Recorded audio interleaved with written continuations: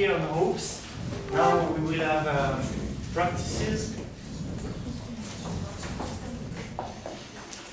We will see maybe first. You see? You can see? I will talk to you now for the few couple of minutes we are together with practices in Burgundy. So it's a kind of middle of France. And we have a good natural heritage. And the public local government, they realized that we need to protect our natural and patrimonial heritage, and because we have a lot of tourists coming, they didn't want to be like in Greece with the beauty of Athens, but with the population, the pollution and the crowd of tourists, the buildings and the monuments, they are quite destroying, and the mayor and the senators from Burgundy, they realized that it will cost so much to restore the monuments and the landscape that they decide to put a lot of money. And when I say it, it's kind of 550,000 million euro to protect the environment in Burgundy. And I will show you in all sectors different how we start to work together to make a better living and to keep Earth on the sustainable. Because like in Bulgaria, we have an ancient system, and we have history and Gaelic. We were all Gaulois in Burgundy, and 20 years ago, archaeological professors, they start to discover what we call the Vix Plateau. It was kind of a princess place, and it's really green. It's they build regional park around this place, and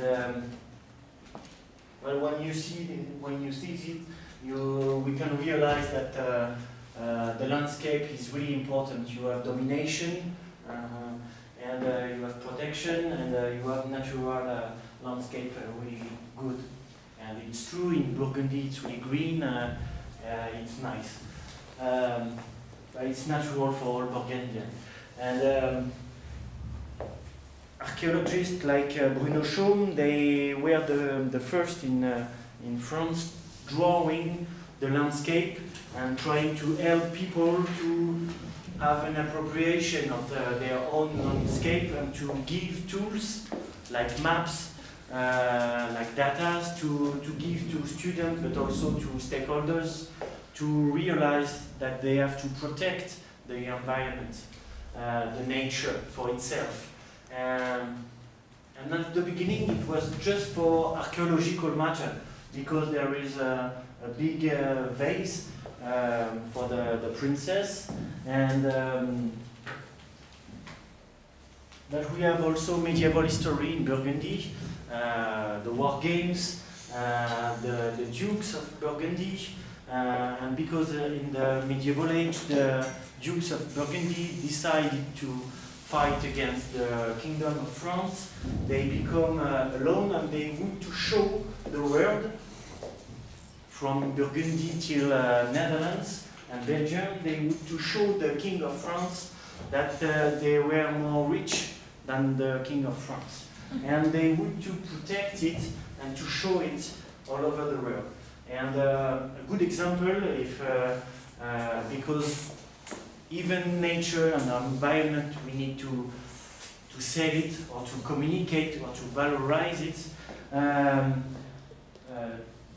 one of the first Duke of France, Jean Sans Peur, Jean the Fearless, he had good idea. He was one of the first at the time, after Alexander the Great, to be original in a landscape of human people.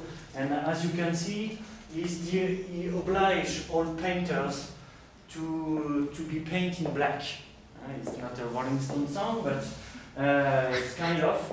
And with being the only one in black, because at the time in France black is for deaf people, but and there were misunderstandings in history and archaeology, but so everybody can recognize it.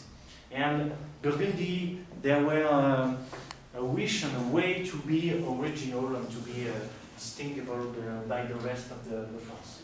And also in Dijon, there were always a tradition being a part of the rest of the France. And one example is Cyrano de Bergerac, who is a kind of a libertarian, live happy, live hidden. So in Dijon we have a lot of hidden garden. They are closed behind the monuments and the house, and it was a fight against the kingdom and the state, and because of the morality.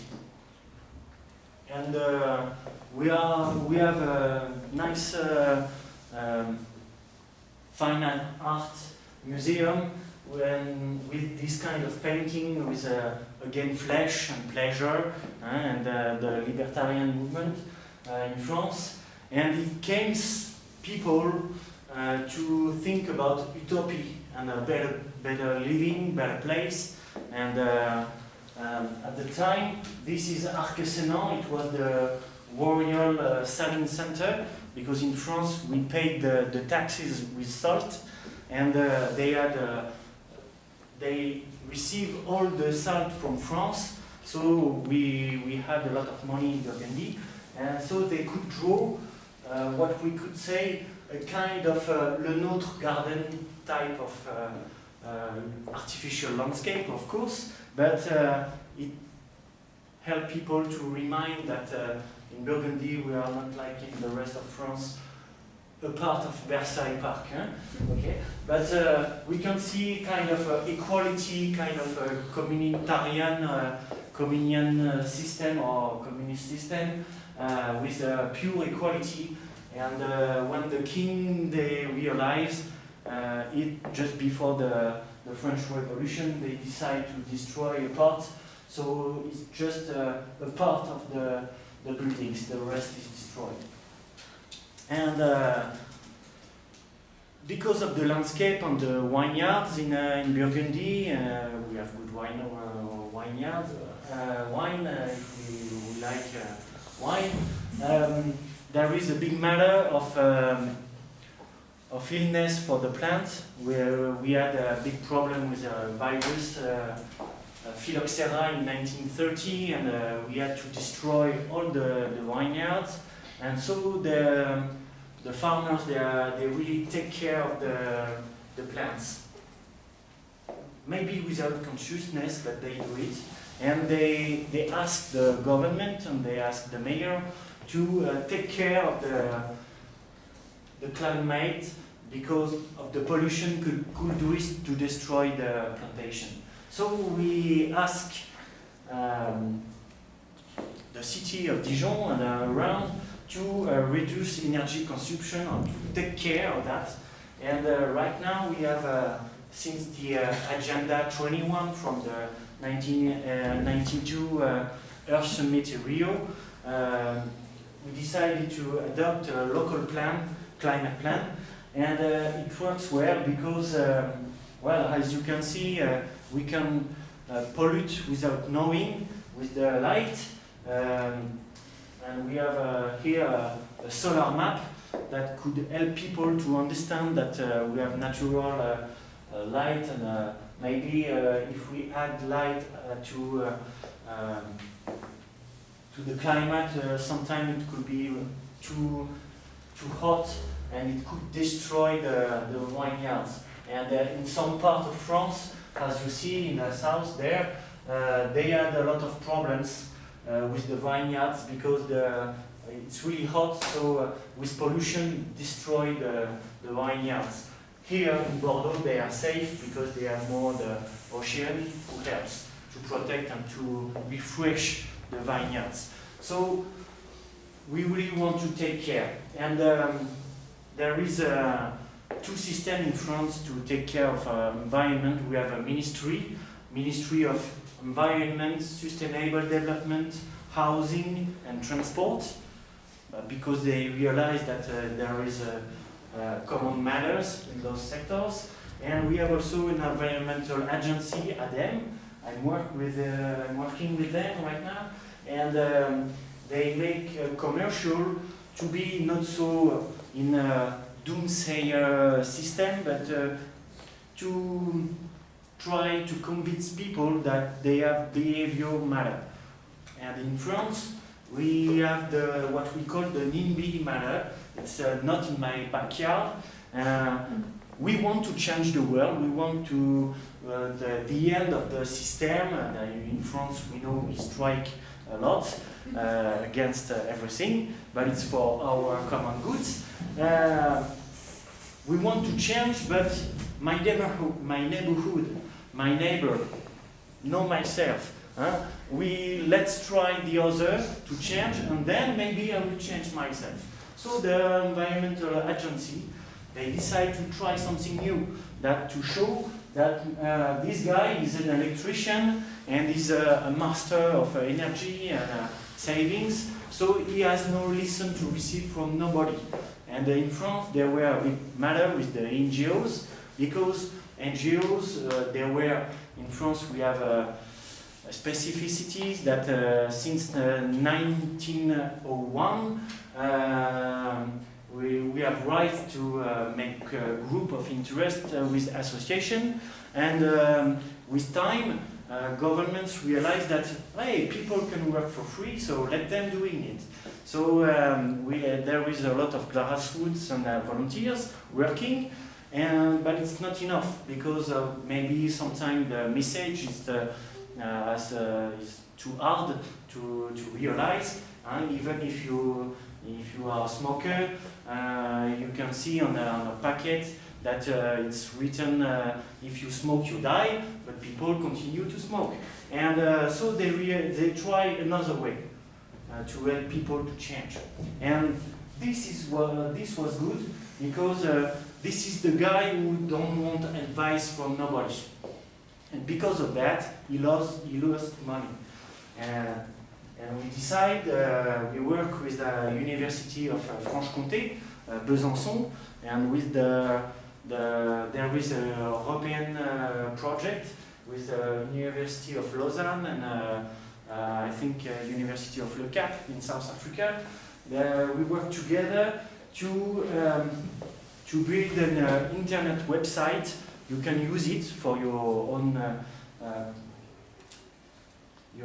use, but the matter is right now it's only in French for French countries.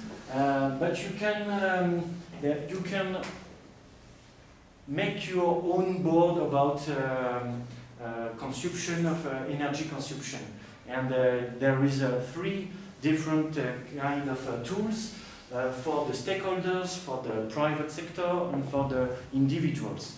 And it's quite hard, because it's kind of every day you have to go to the website and to how many times I switch on and off the light, and I use my car to buy a piece of bread, and it's really long, and but it's really good to understand how we consume energy. And it's working really well in Besançon. They have really good practice, and we can it could be anonymous, because a lot of French people they are open-minded to use it, but they don't want, because it's a geographical localization system, and so people they say, oh, maybe they will know that I have a big car and I consume a lot, so I don't want my name on it. So we make a system that it's anonymous. But the municipalities, they are really good with this tool, because, for example, there you can realize in Besançon that the density of energy consumption, and all the time it's located with the highway, the big system, public services, and the stakeholders, they can realize that they consume a lot. And you know, in a crisis time, when all over the world the government say, well, we need to reduce the public fundings, so this helps a lot. And if 20 years ago we couldn't talk about saving nature and money because it was bad, it was, I don't know, neo-liberal capitalistic matter, now we can protect the environment because we can show people that they will save money and save the earth, both. It's good. And it helps to make new kind of models and maps to help people to understand that they need to save their own ground. And in France, there were a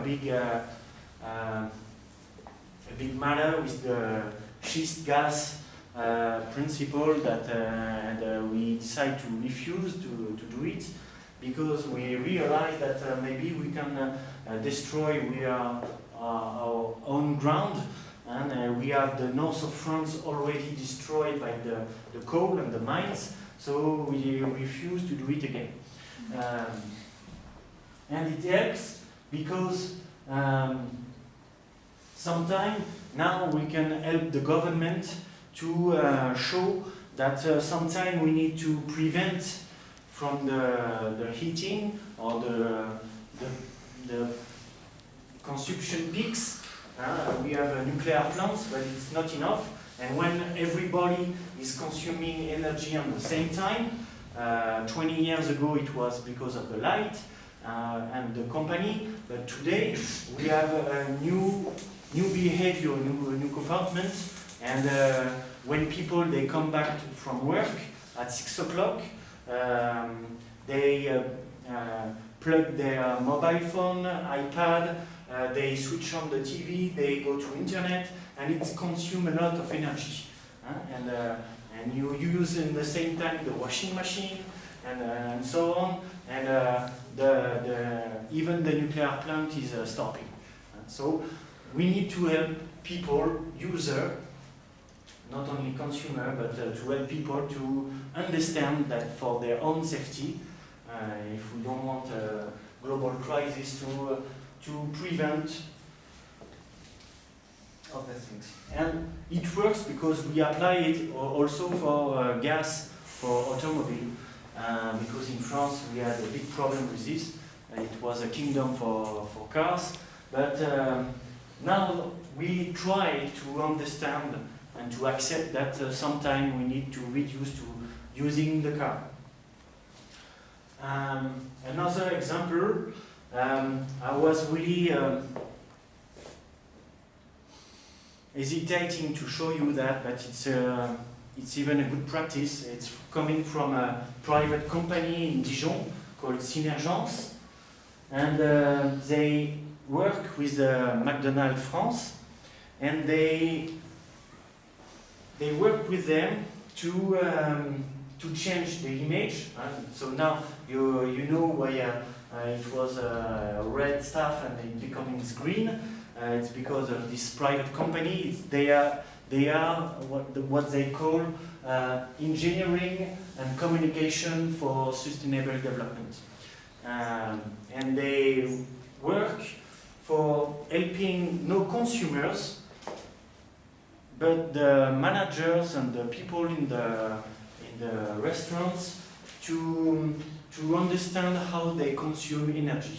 So they have their own private website, and they use it on their manager computer, and they can realize how they consume electricity, gas, water, paper, and it helps all the restaurants to reorganize. So sometimes if you go to your McDonald's restaurant and you are looking for the paper, the sheets, and you don't find it, because they hide it and to reduce the consumption. And they are looking, oh, the heater is still, the oven is still open, we need to cut it. Because they realize that they save a lot of money. That's why they try it in France, and then they apply it all over the world. And the presidency company in US, they say, okay, you save money, so keep going with this system. And it helps because they don't want to be like in an education system or be a good consumer, try to take care of your waste. It was a lot of wasting time and money, and so they decide to work inside, and they maybe you don't know about it because they don't want to make publicity of it. It's really an internal system, but it works because they reorganize all the system and the recycling system, and they negotiate with the municipalities in France so they could collect the waste. They pay for it because they have to pay a tax, so they make a lot of money on the table, and everybody is happy because it's making a recycling center for everybody. And they have an internal newsletter that they can make consciousness for managers and references. And there is another example, Burgundy. We live of our landscape with tourism, and I would say we have a natural, safe and good cities. And this is an example of Auxerre in the north of Burgundy, and it's everybody who is living there, they say, my city is already green. It's already good, it's already nice, beautiful, so we don't need to do anything to protect the planet because it's already good. Even if it's bad in Africa and in Asia or somewhere else, we don't care how our landscape is beautiful, so we don't need to protect it more. The nature do it itself. But the housing, they are made in a old way that you can destruct the house and rebuild it because of the wood, and it's really ancient. It's at the time of the Cyrano de Bergerac, but because of the pollution, like in Greece, the pollution hit the wood. So they realize, oh, there is a lot of tourists in Auxerre, but if this house is dead, no more tourists in Auxerre. So they decide to save it, and because in a lot of towns in France, there were ancient cities, and the new suburbs, they were really new, with a new kind of house. It was ugly for the view. They decided to make kind of sustainable neighborhood. And it was kind of a first city in France. It's not the only one. I don't want to say neither that France is the first one in eco neighborhood, and England and in Germany with Fribourg, they are more in advanced system. But here they made a new kind of neighborhood, eco-quartier neighborhood, and you see the big buildings, they are in a better way with the city center, with the historical city center. And it's like a plant, and the idea was growing all over the Burgundy, and the other mayor said, hey, it's maybe a good idea. We want also some tourism, we want to win money, and we want to preserve our buildings without bankrupt of the public services, so we will do the same. And there were a lot of projects, because a lot of tourists from England and Germany, they like to go across the Burgundian rivers. Maybe sometimes I say Bulgarian. You know what I mean. And so they did kind of Netherlands or Norway or Scandinavian system of a floating house, and it's really nice. It's sustainable, and helps people from the neighborhood to accept, to protect the nature. But it was a matter for a big city like Dijon, because of the dukes. The city is a kind of a rock and monumental city. This is in 1932. There were already a tramway, but with coal, so it consumed a lot, and they decided to destroy it. And as you can see, it's a good city, it's beautiful, but it's, I would say, a cold city.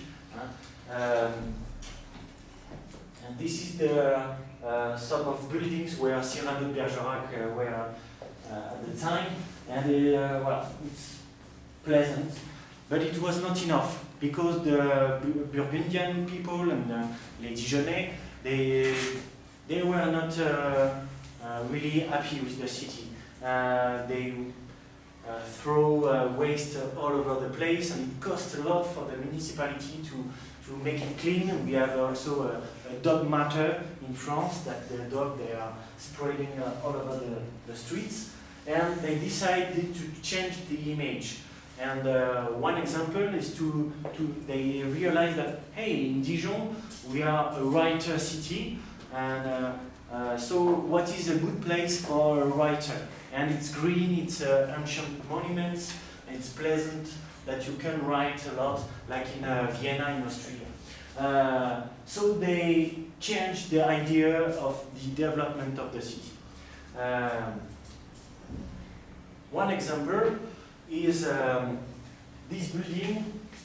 It was built for a private company to make engineering in energy consumption. It's called La Tour Eltis, and this, for example, is a panel that turns with the sun, and so in winter and in summer and in the day and in the night, it's not the same system. And with this kind of little thing, so it's more cold during the spring and summer, and it's more hot in winter, because it takes the solar ray in another way. And it's one of the first passive building in France, and it's becoming a model. There is sometimes problems, but it's an autonomous system.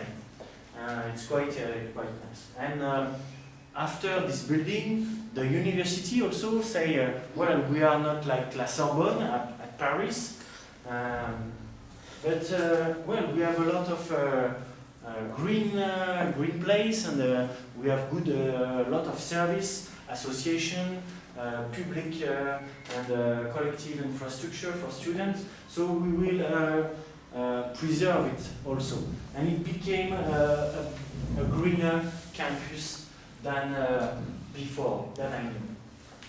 So the researchers, they start to say, hey, we can maybe make a new evaluation of the system, and for the vineyards, for the electrician, for the industry, for the campus, we use a new kind of system. We use plane, and what we call LIDAR, it's a laser detection scanning system, and so we ask a plane to go on the top of the countries, and we make new map with it. It was good for the archaeology sites, because we can see several ancient systems that they are on the top together, or on the one. But it was also good for the vineyards, because we are fighting between the cities for, oh, my wine is the better one, no, it's mine. So it's an economy principle with the delimitation of the territories. And so they can say, haha, this is my territories, and we can see with this analysis that there is a different kind of ground and mineral system that we can use for the economy. So you can see rays that they are really ancient, so we can use it to take back for the ground, and it's better. And because of that, we use it also for modeling the cities. So we apply it for ancient monuments, and here you can find between Auxerre, the city when they try to modelize it. So also to help the stakeholders and the companies for the transport, how to make the new road. And they realized that they could make 3D models, that it's really pedagogical for not only for kids and students, but also for stakeholders. And here you can find, it's a Cluny. It was one of the biggest monk park church in France, the Cistercian. And it was a really big church, and it burns because it was too big. And with the modeling, 3D modeling, we can realize but it cost a lot, because it was costing more than 100,000 euro, just this, to do this. And they say, no, now with the technology we can do more. And when they apply it with an association of the university engineering school, they realized that they could use, for example, iPad for the tourists, that they can realize when you are on the street, you can realize how was the church.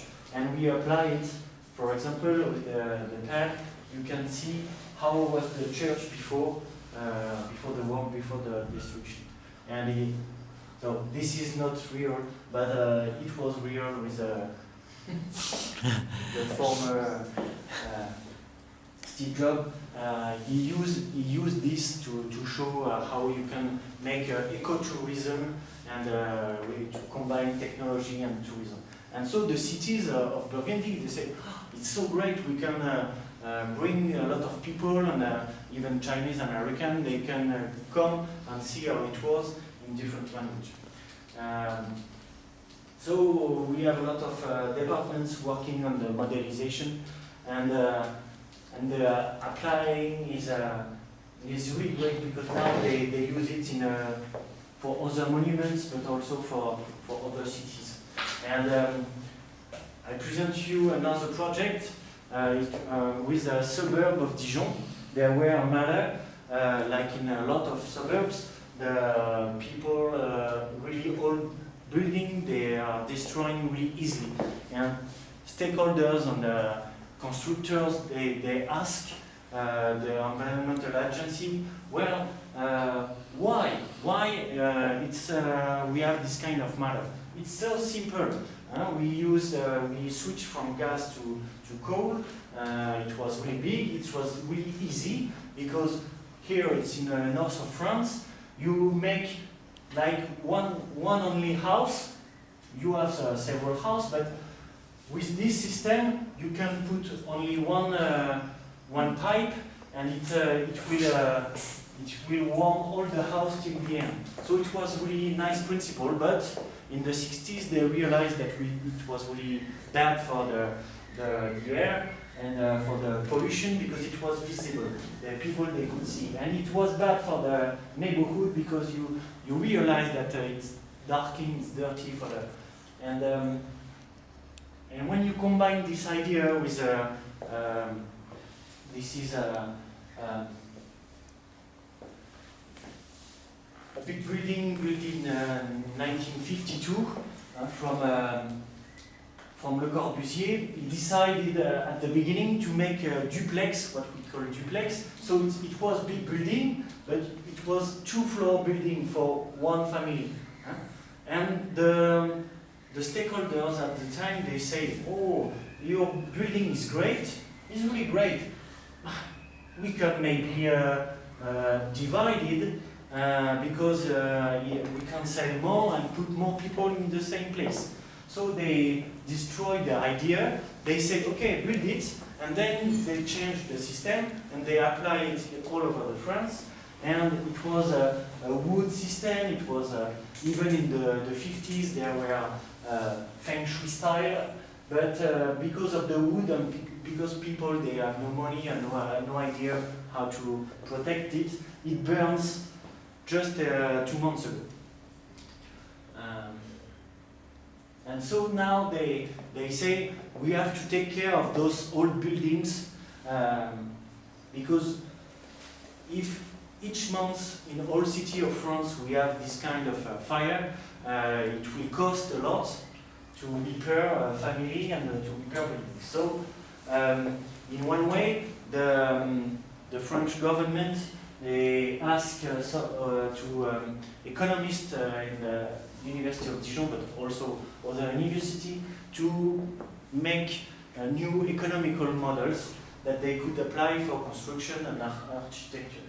And another one where I'm working on is what we call it Movida. It's about the transition principle with Robert Keynes, UK with Totnes, and the idea is quite good to change the consumption and the way of living, and we try to apply it in Dijon with the suburb of Dijon called La Fontaine-Douche.